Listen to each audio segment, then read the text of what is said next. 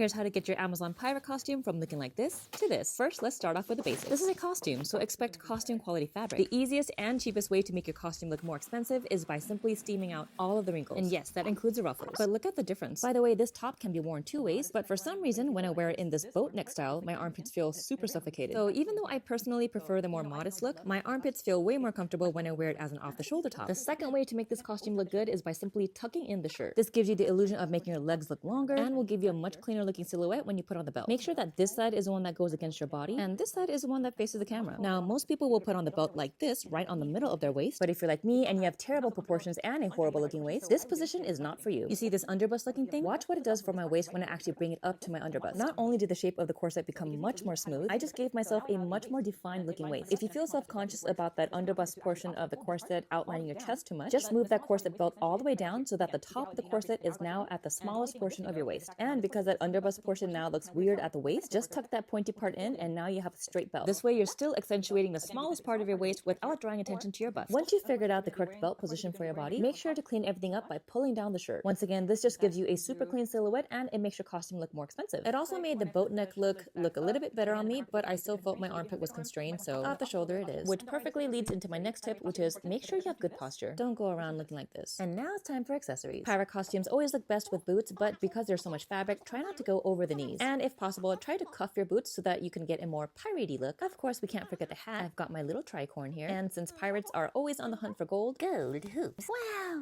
look, I'm a pirate now. If it's cold outside, you can always add on these fleece-lined tights. And if possible, wear shorter boots because you don't want it to look too stuffy. That's it. You're welcome. Goodbye.